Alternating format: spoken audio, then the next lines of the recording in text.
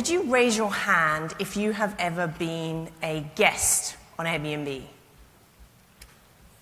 That is a lot of you. Okay, so let's do this the other way around. Who has been a host on Airbnb? Raise your hand. Okay, far less of you, because it actually requires more trust to be a host than a guest. Let's find out the early adopters in the audience. So anyone own Ethereum, the cryptocurrency Ethereum? Okay, a few people. Bitcoin? A few more people.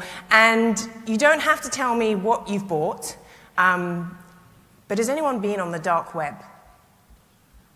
A few people like half raising their hand, because they don't quite want to raise their hand. So I'm going to explain how all these ideas are connected, and how they are connected by the fact that technology is enabling us to trust strangers in all kinds of fascinating ways.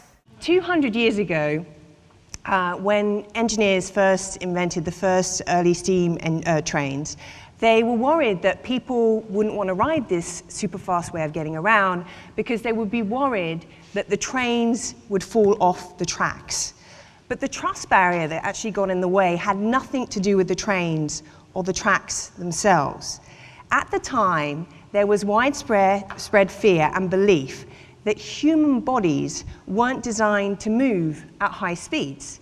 People believed that men's bodies would melt at speeds beyond 80 miles an hour, and wait for it, female bodies, of course, could only move at 50 miles an hour, because if they moved beyond 50 miles an hour, their uteruses would fly out. Now, this is a dead true story, and I know it sounds ridiculous today, but it's actually a beautiful illustration of what I call a trust leap. In the modern world, we are being asked to leap faster and higher than ever before, and that's why trust matters so much in technology. One of my favorite trust theorists is a gentleman called Diego Gambetta, and he put it so well. He said that trust has two enemies, not one. The first is bad character, and the second is poor information. So the question that I started to ask myself was, can technology make us smarter about who we trust?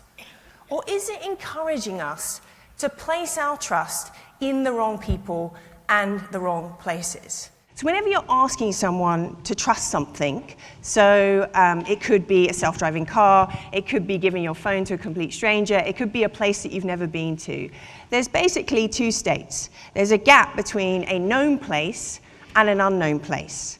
The line between these two things is what we call risk. Risk is exposure to uncertainty with a potential loss that matters.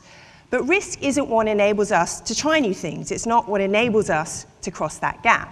That remarkable force is trust. One of the things I sort of started researching, I don't know why, writing this book, was the history of food. I don't know, I must have been stuck. But I found out that sushi was first introduced in the United States in 1960s. And when sushi was first introduced, no one touched it. Until this chef in LA had the insight that it was too unfamiliar to people.